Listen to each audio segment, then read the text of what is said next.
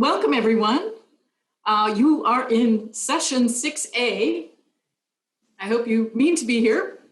It's going to be great. We're going to talk about early textiles.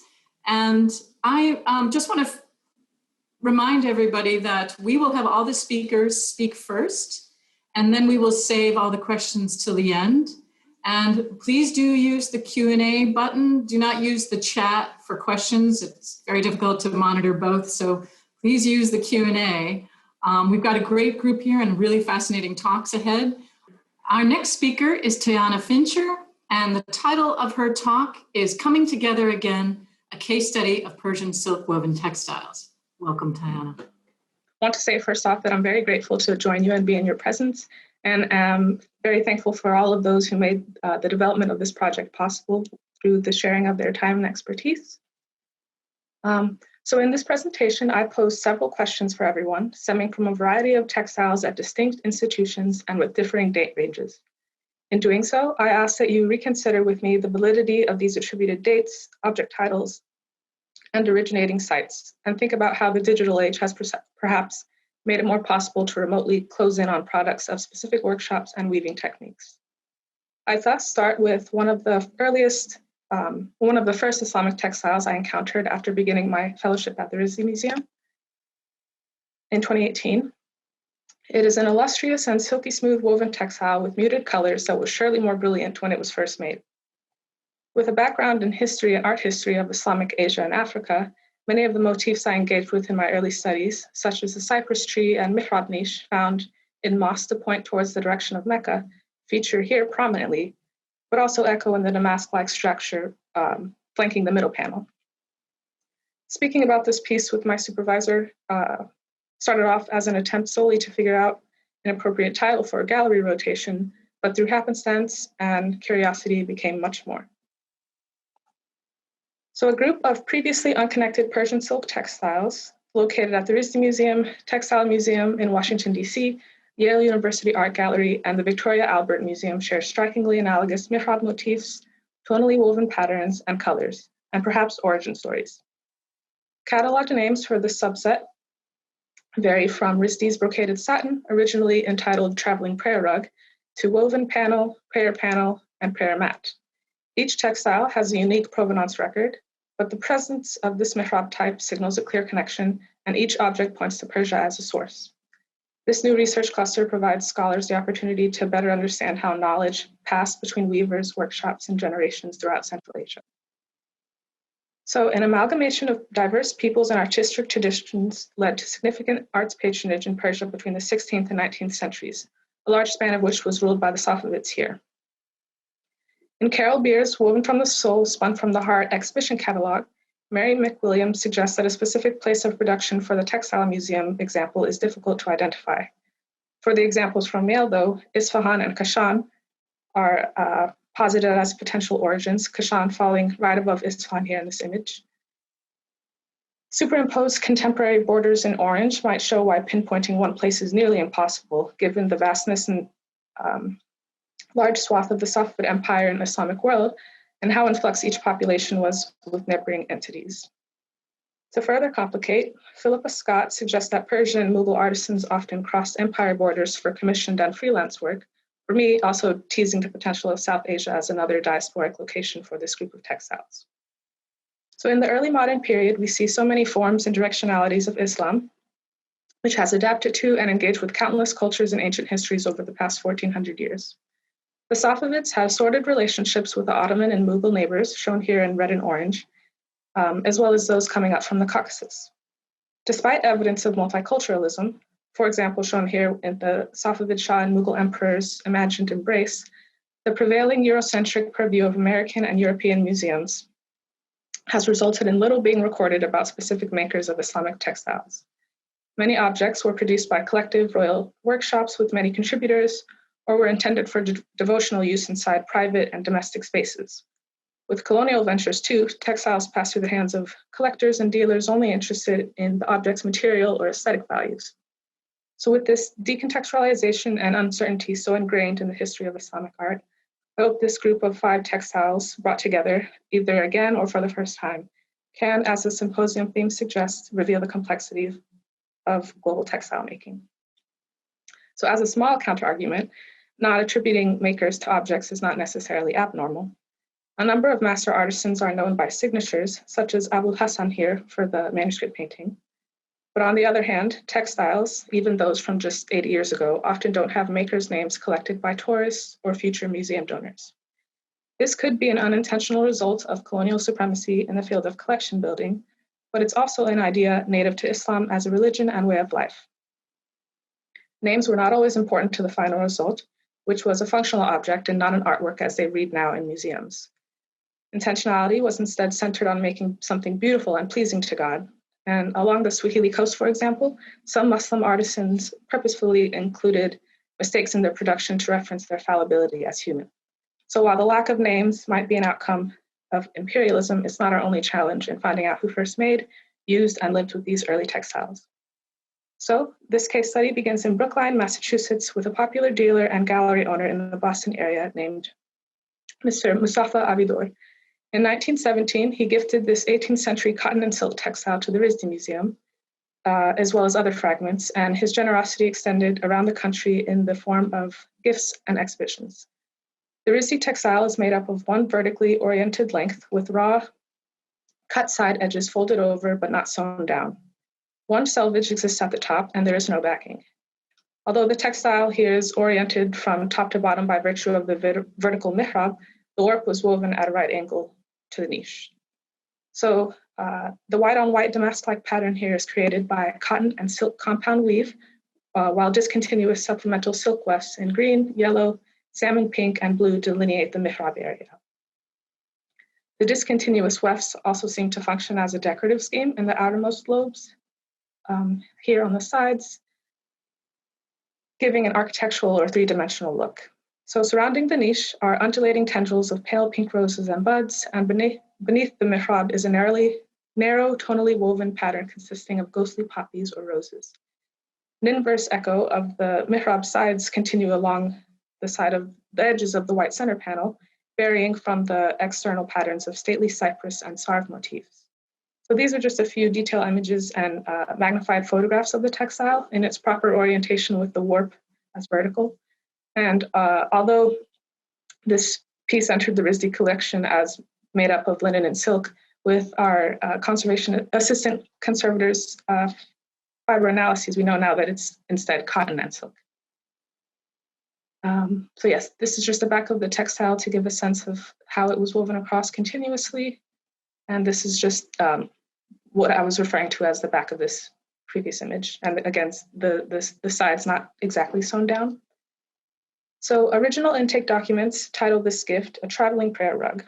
Until this piece, though, I had never seen the term traveling used to describe historic textiles. Initial thoughts centered around Mr. Abidor trying to upsell his antiques, titling them with such names to further convince buyers of their idiosyncrasy. A colleague at the Ashmolean agreed that this was incorrectly categorized as such, which resulted in the name change to textile with mihrab design. On the other hand, a visiting artist to RISD from the United Arab Emirates mentioned to me after a gallery tour on this object that her grandmother had in fact owned thin traveling rugs such as this. Was this then a real textile phenomenon and type, and did it originate in Persia if other Gulf states profess use of it as well? The textile's suspicious title and lack of a specific origin in Persia set off an array of thoughts and questions. So this dates to the 1700s, most likely aligning it with the end of the Safavid Empire, whose control over the production and sale of silk was already dwindling. With the siege of Isfahan in 1722 and the general decline of the Safavid Empire over the next few years, the people in the city suffered and starved. This included Armenian, Georgian, and Persian silk weavers altogether, since Safavid patrons sought value in neighboring subjects and styles as well. With this violent end to a successful era of raw sericulture and monopoly, it is likely then that the loom weaving traditions and knowledge noted in this group of textiles were lost to the world, or at least went off in different directions with weavers changing professions to fit new economies and tastes. With the youngest textile in this case study from the V&A dated to the late 19th century, it might make sense then that only a minuscule portion of the original woven structure would exist in this composite form. So these next few images help us see the small and abrupt occlusion of the niche in the V&A piece, which was also woven continuously and not pieced together like the RISD piece. and also show the use of cypress trees in the polychrome areas, which differs only from ours in the sense that it's tonally woven instead for RISD. So this is just a detail of those cypresses as well. And it differs again in that the V&A piece is backed by this roller printed cotton layer, and that the color is apparently carried in the warp. So just to reorient us again in the lineup for this case study, we move on to this object in the middle. They're interacting with Carol Beer's 1987 catalog for the Textile Museum. So this 18th to 19th century panel was gifted to the Textile Museum in 1956 or 57 by Mrs. Hoffman Phillip in honor of her late husband, who was an American ambassador to Persia in the 1920s, right after the installation of the Pahlavis, the last dynastic family of Iran. Mrs. Phillip seems to have been one of the earliest object donors to the Textile Museum, given that all other pieces came from the museum's founder. So it's interesting to speculate how the textile might have come into her husband's diplomatic hands. So this is it in color, and it differs from the RISD example in that it is stitched together from 3 fragments, and its center is embedded with far more stylized flora. This woven panel is a plain weave with complementary wefts and inner warps, and was also woven at a right angle to the mihrab. So more magnified and focused imagery gives us a better sense of the textile in its entirety. And like the RISD Museum example, we can see the glossy white on duller white here in the ground and some notable stains as well. So there aren't many pictures of this on the Textile Museum website, so I might have gone a little overboard with details, but this is again just the creamy ground up against the colored borders with the color carried in the wefts and the warp again facing vertical, as well as some details of the columns that are again heavily filled with flowers. So the back is partially inaccessible because of a cotton backing as well, but here's a little bit of a sneak peek on the right-hand side. And again, some stains on the larger hole, perhaps from a drink or an inkwell. This panel entered the collection with this backing, so it could be that this was contemporaneously included with the mihrab structure on the front, and that a pious Muslim accidentally laid it down over a ring of liquid on the ground, but this is, of course, unknown. In a recent conference entitled Textiles on the Move, Sumru deposited that the Timurid Empire succeeded in part by the Safavids, and their design choices were popularized in both Persia and Anatolia, such as the attention to lilies and tulips. A lily, tulip, or rose may be represented here in the edges of the Textile Museum piece, but regardless of the flora, the color choice remains generally similar throughout the case study. But this isn't exactly the case with the Yale textiles, which I will now move on to. These 2 17th century prayer panels were gifted to Yale in 1937 by Mrs. William H. Moore. She was an avid collector of Asian art and antiques from the Mediterranean to China, and was considered a foster mother to Arthur Pope and Phyllis Ackerman, of whose collection the panels were previously in. Ackerman and Pope were, as some of you may know, and probably have for longer than I've been alive, they were important and at times controversial 20th century dealers, scholars, and archaeologists of Persian art, and were heavily supported, both platonically and financially, by Mrs. Moore, whose husband would go on to be involved with law, finance, manufacturing companies, oil, steel, and railroads. These 2 prayer panels are supposedly the earliest objects in this case study, perhaps aligning with the height of the Safavid monopoly on silk under Shah Abbas.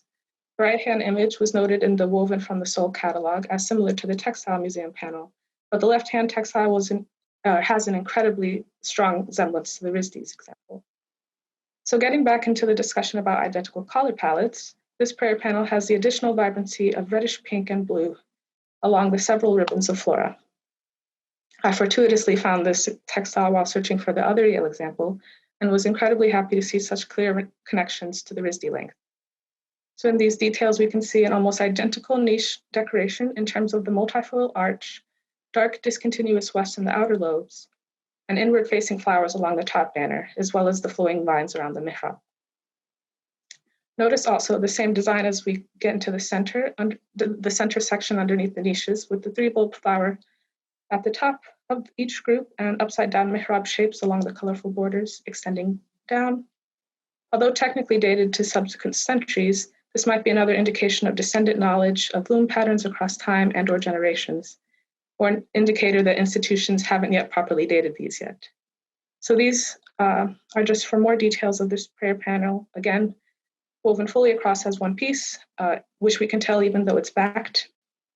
We also see what appear to be carnations and droplet motifs, which can probably be characterized as carnations which can probably be characterized as stylized cypress or buta motifs, which would suggest South Asian makers, visual cultures, and conventions were involved in the creation of these textiles. As for the other Yale example, we have our first textile with a border along the full top of its width. In the color image, we can see how immersed with pink flowers each inches wide stripe is, including the center, which is similar to the Textile Museum piece. Focusing on the mihrabs again, we see the same common color palette between the two and oscillating vines around the niche, but with some profound differences as well. Thank you. Leaves occupy the corner of this mihrab here from Yale instead of the roses as they do on the Rizdi example. And although there is a level of pink flowers along the uppermost portion of each niche, the convention only repeats around the full scope of the Yale panel. Another big difference is the three-lobed arch instead of five, in this case associating the Yale example with the VNA prayer mat compared here. So we can also see a nimbus or halo motif at the top center of each niche implanted up for the Yale piece in this leafy or flowery geometric shape here. This motif was used to signal prophethood and significance in book arts, which is why I've included a painting example from the Rizdi Museum in the corner. Without the floral elements, we also see the flaming pattern on the VNA mat to the left under the pointed arch, possibly tracing a change in representation over the apparent 200 to 300 years between these two textiles. So now I move into detail shots again, and we see much more elaborate bouquets of flowers. We can also see metallic thread chain stitched and possibly used as an embellishment or mend. The tonally woven or damask-like structure is pictured here up against the borders, which were made up of flowers inside and around cartouches. So also broadening the scope a bit, we see in the ground of this top left corner of the prayer panel some dark spots. And honing in a bit more, it appears as if someone tried to stencil or trace the mihrab shape onto the white ground. By speculating, it's possible that the graphite markings were drawn by its donor, Mrs. Moore, or perhaps by Ackerman and Pope too, or even after Yale acquired it, perhaps by a university art gallery staff member in the 1940s or 50s. With minimally detailed object files, though, this is, of course, again, just speculation. So out of these 5 textiles with various names related to prayer by means of prostrating on top of it or hanging it on a wall as a devotional panel, many have brown stains, repairs, and pencil markings that suggest mistreatment or negligence after they entered museum collections. Islam dictates that washing, or ghusl, and cleanliness are required before representing oneself to God in prayers. In addition to the body being properly prepared, outward conditions must be as well, including the prayer carpet and general environment. Usual signs of wear on rugs might be understandable, such as dyed spots on the surface where the knees touch, or perhaps deep impressions on thick pile carpets, but these examples seem to speak more to the potential of dealers and donors altering sacred pieces. So although my presentation has yielded more unanswered questions and concerns than anything else, I'm excited about the prospect of these textiles undergoing further research, especially when borders open up and travel becomes normal again. Various correlations and discrepancies exist between these 5 objects, which according to their institutions span from 1600 to 1880. Since the earliest examples apparently fall right at the height of Safavid silk patronage under Shah Abbas, I wouldn't necessarily reject the idea of Isfahan or Kashan being source locations for these textiles. But as we consider the breadth of people, cultures, and histories that make up the Safavid Empire, it may be worth thinking about the weavers and conventions from what is now Iraq, Turkey, Armenia, Georgia, Azerbaijan, Turkmenistan, Afghanistan, Pakistan, and India, and what knowledge they might have imparted on populations in what is now Iran. Like the fluidity of borders today and the great number of people migrating by choice or force, I can imagine diasporic and economic movement making these collaborative textile patterns possible, but more research will, of course, be necessary to achieve solid answers.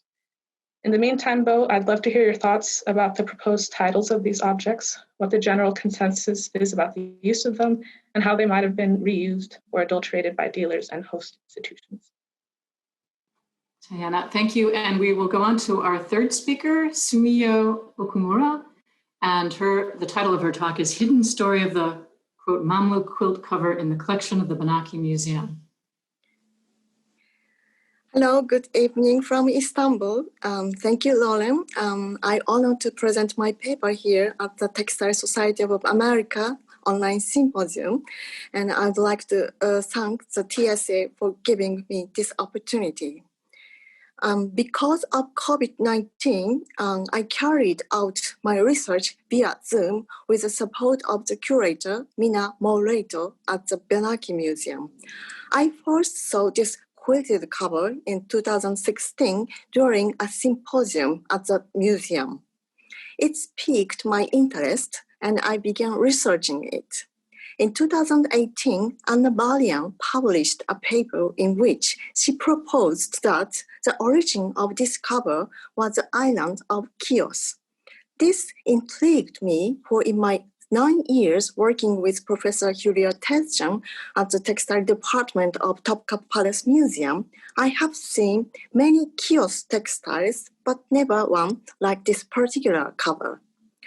Ottoman era Chios textiles usually wore a custom stamp, damgai sakız, but this cover bears no stamp at all. So I decided to dig a bit further to find where and when this cover was made. There is the double-faced quilted cover in the Benaki collection. According to Medallion, this cover came from the Aegean island of Skiros and was purchased by the Benaki Museum from a descendant of the Phillips family. Similar type of quilted covers are preserved in the museum, such as the Isabella Stewart Gardner Museum, this one in Boston, and the Phillips Historical and Folklore Museum in Skiros, and the Museo Galleria Mozzi Baldini in Florence. It's a quite recent discovery, just 3 days ago by Alberto Bolalevi.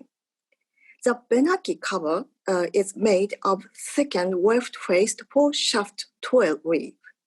There is no interlining between the fabrics beside cordon decorations. Most probably, the warps are not linen, but thick, unrefined yellow-green silk, and the weft are degummed soft, bright yellow silk. On the front side, 3 loom width panels are sewn together. On the back side, 3 loom width panels and 1 short border on the left are sewn together. On the left short border, 2 fabrics are spliced together at the place of about 89 centimeters from the top. The fabric on the back side is woven in plain with linen and then dyed with indigo. On the surface, there are 3 borders and a main ground in the center here. And they are decorated with small 12-petaled flowers and geometric patterns such as endless knots and palmette motifs on the 4 corners created by linens with the cordon technique. The cordons are filled with cotton and stitched with S-twisted threads of dark green or brown. Okay, the other, details. Yes, please here. We noticed that the outer border on the left side, stay there, Lauren. Yes, left side is missing. Most probably, the left end of the cover may have been cut later due to the size of the wall or the bed. What is most interesting is the emblem of the double-headed eagle in the center of the cover. One of similar type of double-faced silk fragment, a so-called Trapunt Violentino, can be seen in a private collection in Florence, this one. Trapunt is a method of quilting that is inserting extra cotton wadding or cloth to produce a puffy, raised surface. Benaki piece is also made with Trapunt technique. Next, please. The condition of this fragment is quite warm and it has been restored with transparent silk gauze. The front side is made of yellowish green silk and the back side is also made of silk, but the color is dark red, this one. Like the Benaki piece, cotton-filled cauldrons, the next one, please, form geometrical motifs such as endless knot and small flowers. From the images, we can see how cauldrons were placed between textiles as the silk on the surface is worn out. The sewing thread is ivory or yellow S-twisted silk. One more. Yes. Yes, some other examples from the back side. Okay. When we compare these textiles, it raises the question of where and when this type of quilt cover was made. I thought it was made in Egypt, as their colors and the designs appear in Mamluk textiles. The emblem of eagle was used by the Ayyubid and Mamluks too. This is a citadel in Cairo, and you see the eagle is carved on the wall, but originally it was a double-headed eagle. The terms mirhaf and mirhafa, plural, malafif, or lihaf in Arabic are used for covers, blanket, bedsheet, wraps, and quilt in the archives.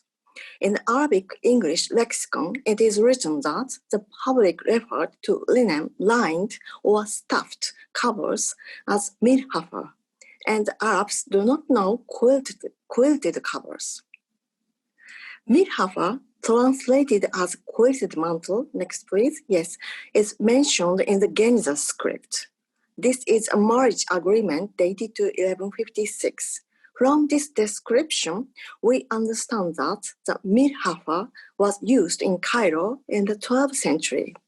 In another document, a letter from Jewish trader, the word malafif is translated as a cloak.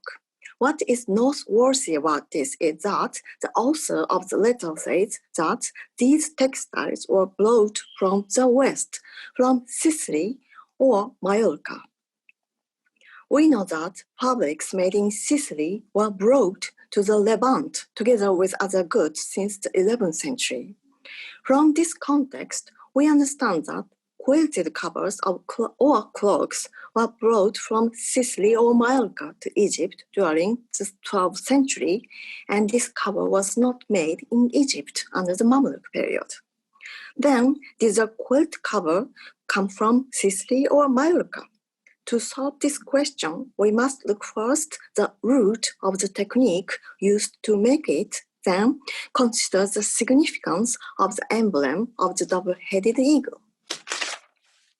Okay. One of the oldest quilt examples is from the Nia region in China and dated to a period from the 2nd century BC to the early 5th century AD. This unlined quilted cover made of 2 complete bolts in silk was used to wrap the body of a king buried in a royal tomb of the Jinju kingdom, which ruled under the Han dynasty. Next, please. Quilted covers were also used by the Turkic people of West Asia. During the Uyghur period in Central Asia, a quilted cover called yorgan is mentioned in the archives. In Kashgari Mahmud, 11th century, Divan Lugat-i-Turk, quilt is written as yorgan. After the 13th to 14th century, the word yorgan started being mentioned in the archives. From the archives in the Rum Seljuk and Ottoman period, we learn that yorgan were made in several cities, especially Ankara, Bursa, Burdur, and Mersin. The entire yorgan was stuffed with cotton or wool and used to make covers, wrapping, and cloths. Next, please. I visited the yorgan maker's atelier to learn how to make the yorgans, and he showed me stitches. This is a short video. Please.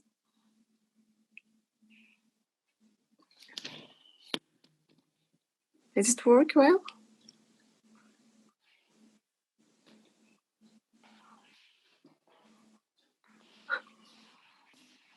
Okay, thank you. Generally, yorgans have 2 or 3 borders and a main ground with floral designs in the center, this one. High-quality yorgans were prepared not only from Turkish textiles, but also from chintz textiles, a type of Indian janfes. Since the medieval time, Europeans imported cottons from Syria, Turkey, Cyprus, Egypt, and Malta. Among products sold in Avignon in 1392, we found the word cottone trucesso. At the end of the 15th century, Italian poet and historian Benedict Day purchased cotton in Bursa and sold it to the Florentines. Cotton was sent to Spain, Ancona, and Mallorca from the port of Focha, a small city on the shore of the Aegean Sea. Chios Island, located in the Aegean Sea, was a warehouse for cotton produced in Anatolia, and the Genoese exported it to Europe from there. Not only cotton, but also cotton silk blended fabrics were also popular in the Ottomans, and these fabrics were used to make quilt. The earliest surviving Trapunt textiles include examples at the Victorian Albert Museums and Guicciardini quilt at the Bargello Museum in Florence. These quilted covers showing scenes from the legend of Tristan and Isolde was made in Sicily in circa 1360 to 1400. What's most important for my purpose here is that the Guicciardini quilt is also made from 3 loom-width panels sewn together, like the Benaki piece. Most Ottoman panels are also made of 3 loom-width panels sewn together. To make design, cotton cordons are placed and stitches between fabrics. This type of raised work technique was used to achieve a 3-dimensional effect to emphasize the motifs, and it was frequently used in European silk embroidery in the 13th and 14th century. Good examples can be seen in the embroidery works of Ops Anglicanum in England. In May of 1540, Kathryn Howard received 23 quilts made of quilted sarsenet from the royal wardrobe as a sign of royal favor. Sarsenet is a type of fine, thin silk fabric in plain or 12 weaves and was used for lining. The name is derived from the word Saracen, which was used for Arab, Syrian, or Turkish Muslims.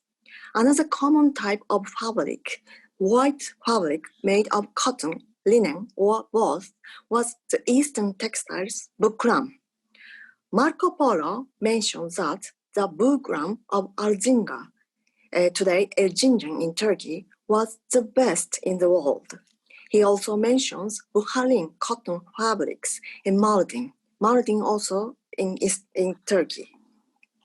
These historical references show us that fabrics such as bukram and sarsenet were mainly imported from Asia Minor before they began to be produced in Europe. From these examples, we understand that European artisans and craftsmen imitated Eastern textiles and goods to meet the demand for them in Europe. Yorgan was imported to Europe by Italian merchants along with other textiles, and quilted covers called trapunto started being produced as an imitation of Turkish yorgan. The emblem of the double-headed eagle is a good example to support my hypothesis. Pascal Andreuzis points out that double-headed eagle covers have been widely employed as death shrouds. He said that the practice of wrapping the bodily remains of Christian saints in precious textiles is well attested from at least the 11th century onwards. Similarly, Bayezid notes that quilted covers in the island of Skyros were used in a family tradition of wrapping the body on the deathbed of their owner. The fact that Trapunt covers are decorated only with geometric motifs is reminiscent of Islamic textiles.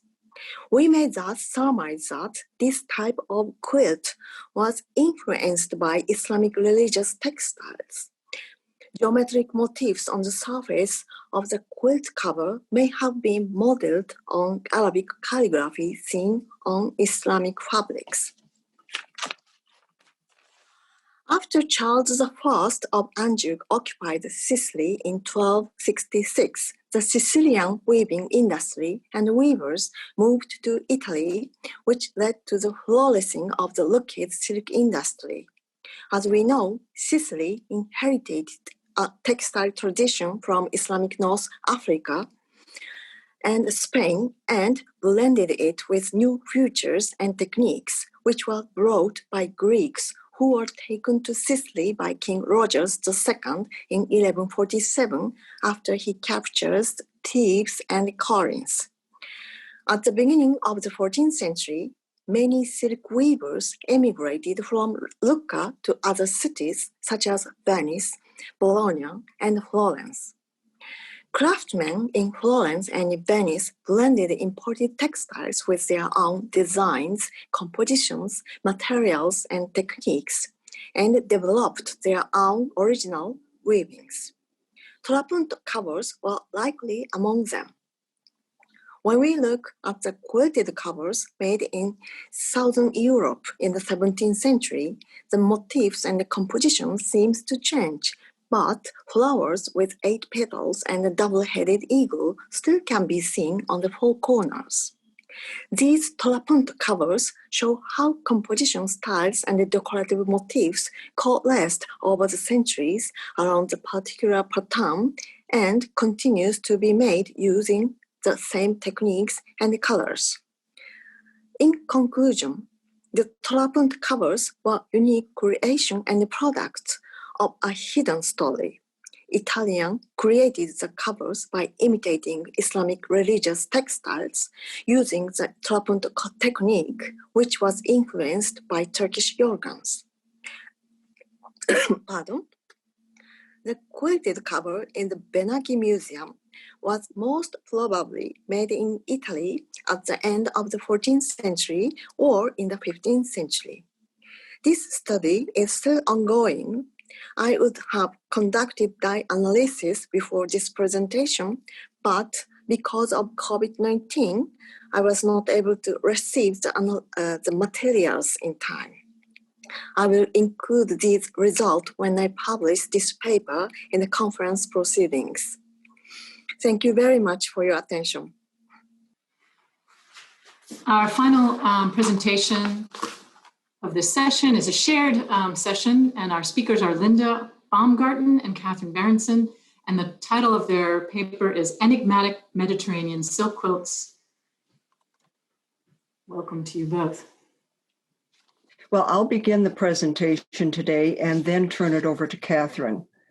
And these quilts will look familiar having seen the previous excellent presentation. The enigmatic silk quilts we discussed tell powerful stories. Their dense imagery evokes mastery of the seas, of Earth's bounty and harmony with all creatures, yet contrasted with fierce hunting scenes. Their stylistic forms appear to be drawn from the arts of the Islamic world, yet heavily influenced by European taste. Despite, and perhaps because of this distinctive characteristic, no one yet has fixed exactly where and when they were made, and that's the enigma. All of the quilts have silk on one side with silk of a different color on the back, making them reversible. Most of the silks are thin, plain woven textiles measuring approximately 32 inches or about 81 centimeters wide as taken up by the quilting. The total selvage width is estimated to be 1 or 2 inches greater than that. One quilt is made of silk satin, not plain woven silk. The quilts are made similar to the techniques seen in 17th and 18th century cord and stuffed work quilting. There's no all-over batting. Instead, channels or shapes are stitched through front and back textiles with silk running stitches, with fat rolls of slightly twisted cotton, often as much as a 1/4 inch in diameter, to create a bold, raised surface. The quilt's layouts fall into 4 design types that I'll call center medallion, horizontal arches, bordered floral tracery, and all-over pictorial. The first type has a circular medallion featuring a pictorial design surrounded by a quilted field with wide outer borders on all 4 sides. In this typical example, the dense quilting nearly obscures the figures, but we see them better when we drop out the background foliage and wavy water. The outermost borders feature narrow guilloche bands and corner double-headed eagles.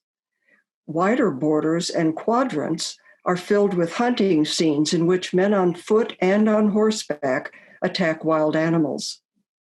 4 smaller circles enclose portrait heads, and at the very center, a ship sails among the fish. Other quilts in the group have similar layouts, most centered by ships. The Winter Museum, a private collection in Cornwall, the Royal Ontario Museum,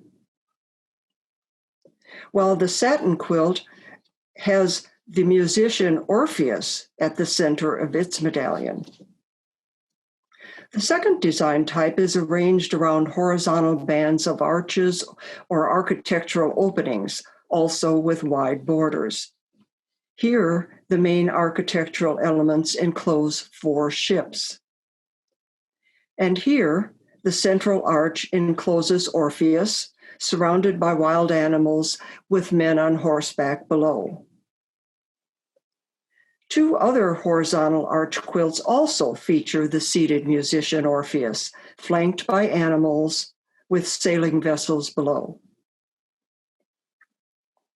A few of the quilts have all-over fields of complex interlacing bands or bordered floral tracery. This small fragment has cables and twining vines. A final overall design type, represented by a single surviving fragment, appears to be a melange of figures without a central focus. Some of the motifs in this fragment, and indeed on some of the other quilts, seem to come from a Greco-Roman repertoire. The god Triton blows his horn. Neptune, or Poseidon, the god of the sea, is shown riding a dolphin. This swimmer looks much like a late 1st century mosaic found near Rome. Now, that's not to say that the quilt maker necessarily copied mosaics. The swimmer is also related to European motifs intended for maps, such as this print from 1550. Now, I will turn it over to Kathryn Berenson, who will share her new research about the quilt's motifs, suggested date, and possible origins. All right, Linda set the scene. I'm going to talk about the characters and the plot of these enigmatic Mediterranean silk quilts. The earliest documentation of our silk quilts comes in 1886, when the Earl of Warncliffe in the UK, his name was Edward Montague Wortley Mackenzie, offered this integral quilt to the Biennial Museum in London. Quilting stitches depict, you can't see all of them here, but just believe me, a crowned double-headed eagle, Orpheus playing to the animals, hunters, hunting scenes, which Linda showed you some of, several half-dressed women, half-dressed, that is, half-clad women, and men wearing turbans, as you see in that bottom of the right-hand image. V&A staff, never before having seen such a mingling of strange quilted motifs, linked the eagle to the Habsburg eagle, to Habsburg states, and labeled the quilt, very creatively, I think, possibly German. 2 years later, a new curator wrote that the character of the design suggested an Oriental motif. 8 other quilts in our study also surfaced in Great Britain, half of them with no more provenance than the name of an auction house or a dealer. The other 4, though, traced to families of means who lived in Southwest Britain. This gold quilt came from a descendant of Sir Francis Drake, who was living in the home, Buckland Abbey, that Drake bought in 1581. The emerald quilt came from Tunnacombe Manor, home to generations of a single Cornish family. 2 other pieces surfaced from stately residences near the port of Weymouth. So once I put all this information together, I went and took another look at the Earl of Warncliffe, and sure enough, he too had major holdings in Cornwall through his father's line. So what's the deal about Cornwall? Southwest England, a region distinguished already, as we know, by harbors for the royal fleet, thanks to Sir Francis Drake, ports to handle international trade because it was so convenient to drop south and around into the Mediterranean, and tin mines. Tin mines. Tin is a major element of bronze. From the Bronze Age through the 1700s, Cornwall provided tin to most of Europe and the Mediterranean region. The immense profits attracted royal patronage and interference by the 1330s. By the way, the current Duke of Cornwall is Charles, Prince of Wales. That's part of his income. So you've seen lots of maps of the Ottoman Empire. I'm going to repeat that. Beginning in the late 1400s, the primary Mediterranean tin customer was the Ottoman Empire. Larger than any European counterpart, it eventually stretched from, as you can see here, Budapest to Baghdad, down to Mecca, up to Cairo, and west to Algiers over the northern coast of Africa. Rulers of Roman Catholic countries, such as Spain and the Habsburg principalities, the Holy Roman Empire participants, considered themselves defenders of Christendom, and they were appalled by this Ottoman hostile spread. Their interactions with Islamic Ottomans were unfailingly hostile. Not so the British. Protestant Britain also was often at odds, and if not at war, with Spain and the Austrian Habsburgs. But Britons chose to profit from association with this new Islamic superpower. Queen Elizabeth and Sultan Murad III signed a pact in 1580 that launched 2 centuries of mutual economic favor. The large scale of their interchange influenced both societies. In the tile spandrel on the left, you see how cultural margins became porous between the Western Europeans and the Eastern Ottomans. The Europeans are imaged watching the passage of an Ottoman prince, and you can tell them apart because they're wearing these large brimmed hats. And at right, you see the Sultan Suleiman marking the halfpenny token for a London coffee house. These drawings show the blurring of boundaries expressed in clothing.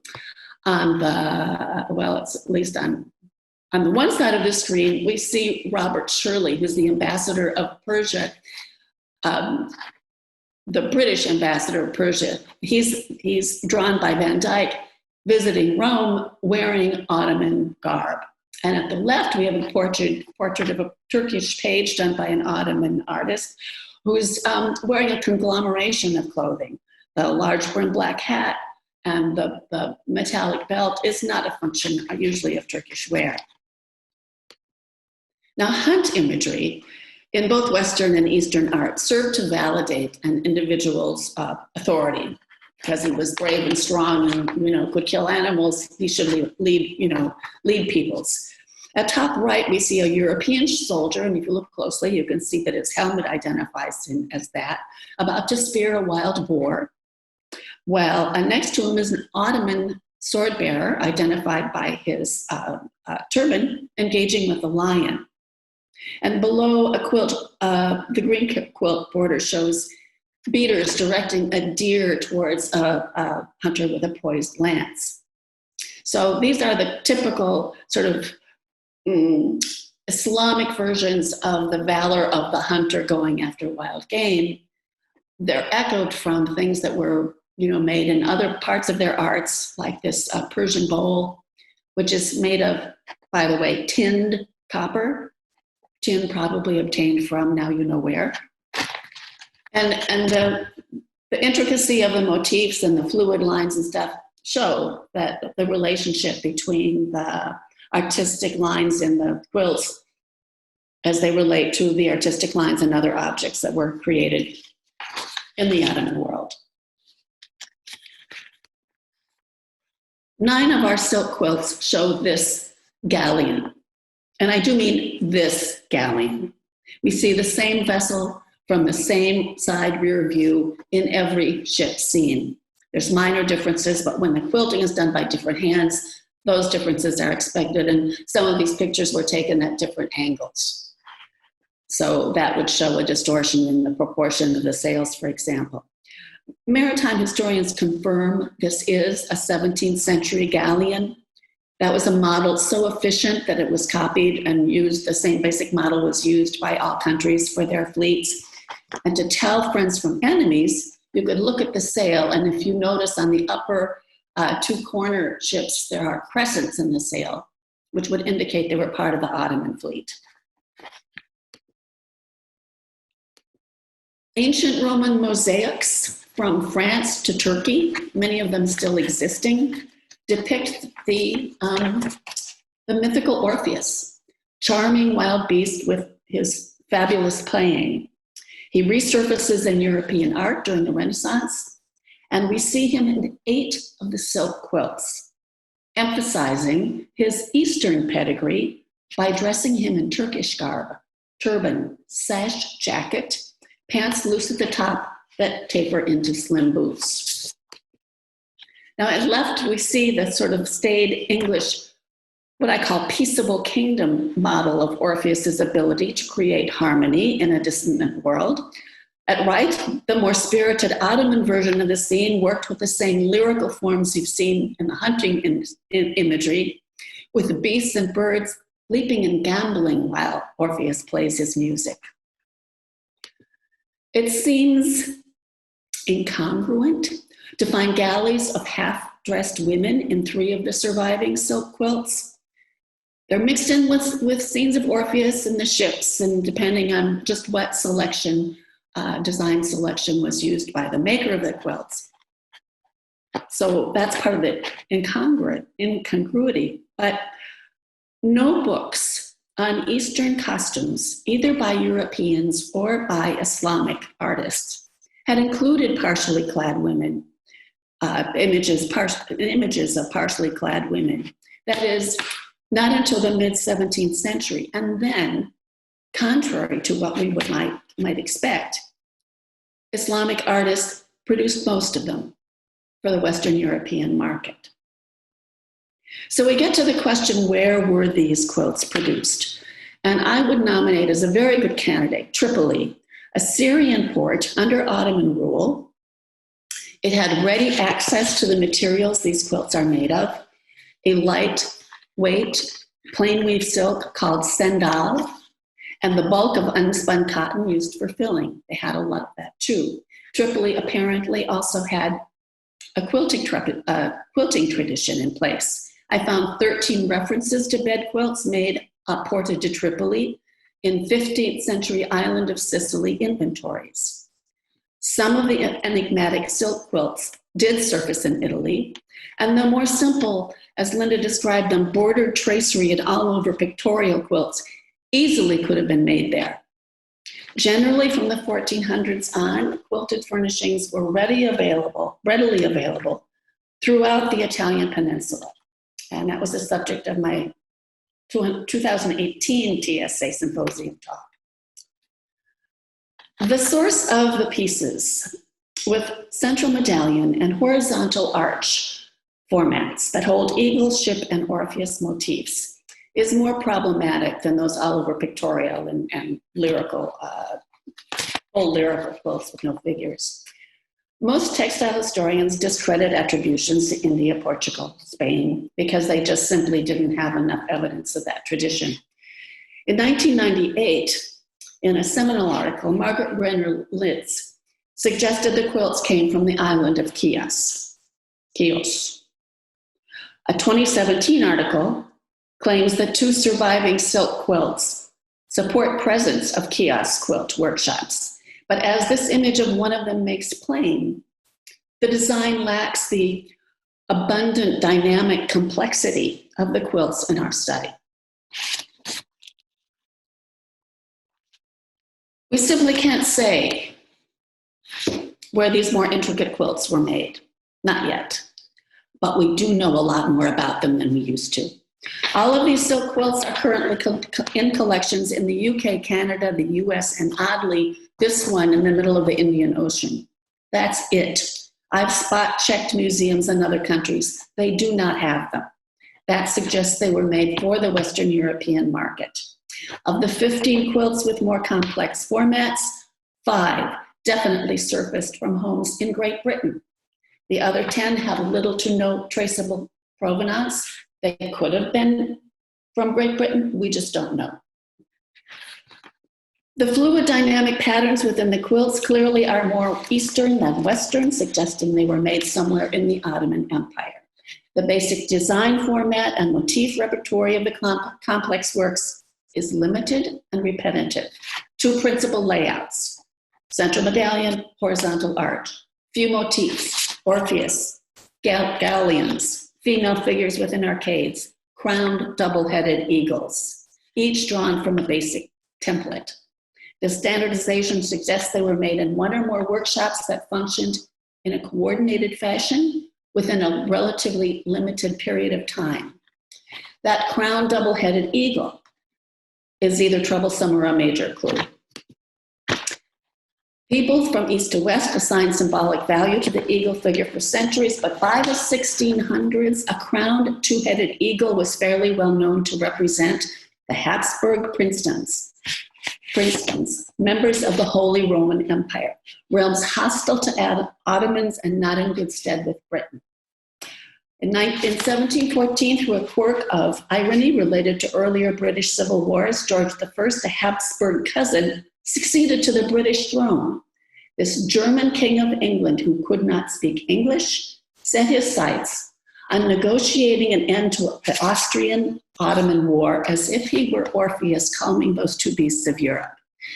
George I's ambassador to the Turkish Ottoman court was Edward Wortley Montagu, great-great-grandfather of the Earl of Warncliffe, who gave the V&A the indigo quilt the curators first thought was possibly German.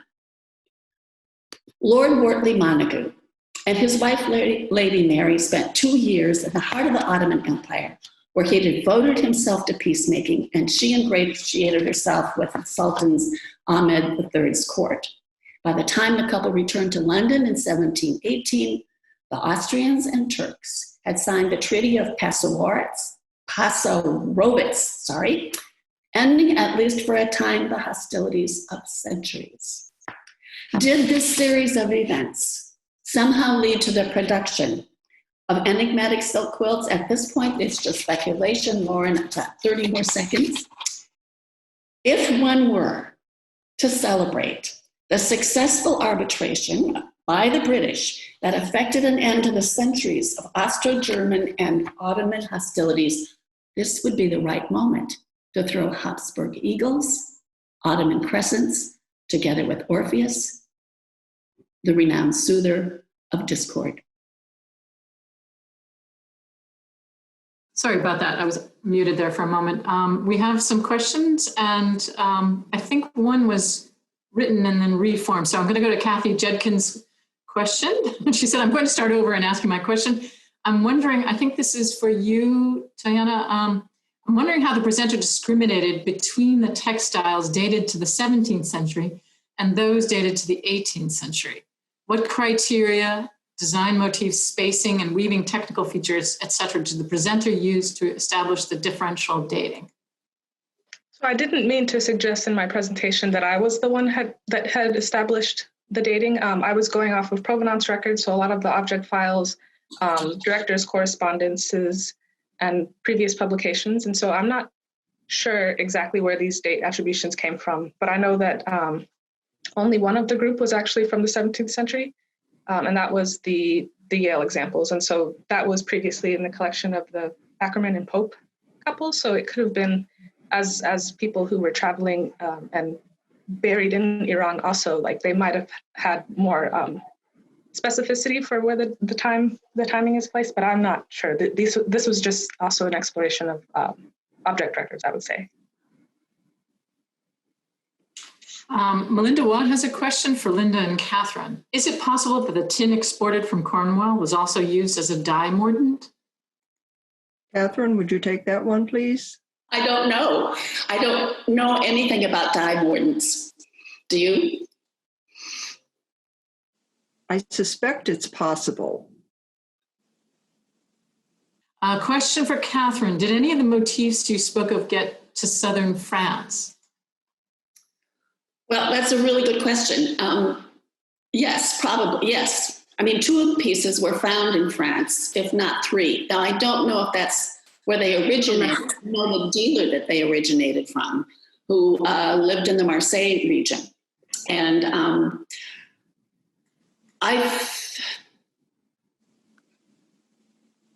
since 3 of them actually did, but since these dealers tended to go up to England, tended to go down to Italy, it's really hard to say. I mean, the provenance of all these pieces is just really difficult to trace. I was lucky with the archival records of the Victoria and Albert Museum, and I had a tour planned to go to all, to the Royal Ontario Museum, to go to all the other museums, planned for early March, which was obviously canceled because of COVID. But I think in doing that, I mean, for one thing, the piece that comes from I found a lot of stuff about the provenance from the people from where the museums initially got them. But the MFA piece came from the Elizabeth Day McCormick collection. Now, she was a big collector. She lived at the same time that the collector Emily Crane Chadbourne, gave a similar piece to the Art Institute of Chicago. It was about the same time that DuPont gave his quilt to the Winterthur Museum. The thing is, all these people were in the same social strata.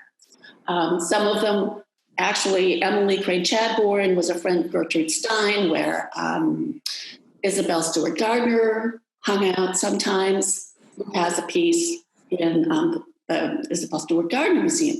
All these people knew each other. Maybe they all got them from the same dealer. I don't know. But that's the sort of thing that blocks finding out what the provenance is about, because these collectors had huge collections. They dumped, lots of articles into different museums without telling the history of where they got the piece. So that's a long answer to a short question. I think Kathy has clarified her question. It was for Sumiyo then. The quilt in the Greek Museum that sparked the lecturer's interest in the Trapunt quilt, has that been carbon dated? As far as I know, no, I don't think so. If so, the curator, Mina, would tell me. Okay, well, if there are no other questions, just a comment, nicely done session. Congratulations, speakers, and thank you all for joining us. We'll close just a little bit early, go get a coffee before our next session. Thank you all, and again, thank you very much, panelists. You were wonderful.